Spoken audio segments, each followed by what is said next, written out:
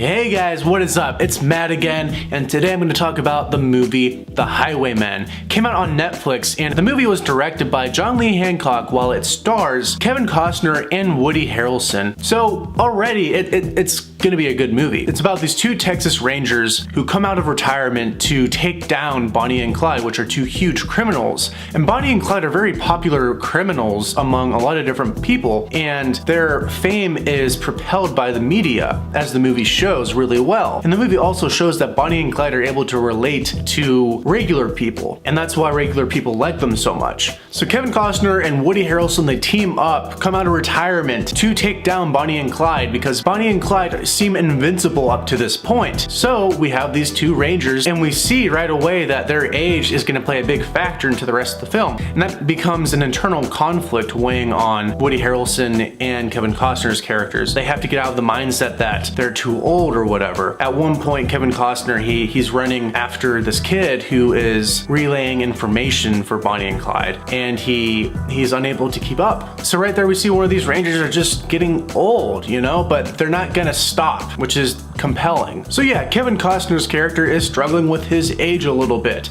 That does not stop him. Neither does it stop Woody Harrelson's character. So they both have that in common, trying to defeat these young kids who are these huge criminals. I do like how Kevin Costner and Woody Harrelson, they bounce off each other pretty well. So that's awesome. Another cool aspect of this film is that we get to see both Kevin Costner and Woody Harrelson unravel their characters' dark pasts, you know, with just all the things that they've had to do in their lives. That makes the drama very fascinating to watch. And that just makes the overall film really cool. They've already done a lot in their lives, but they have a lot of pressure on them, as we see, to defeat Bonnie and Clyde, and it becomes quite difficult. There's a cool car chase in here that is very intense, and it was suspenseful, and then it was high stakes for a moment, so it was cool. The car chase turns into both of the cars spinning around in dirt and making like a dust storm, and it was visually fascinating to watch. One slight problem I have with the movie is that I don't think get to see enough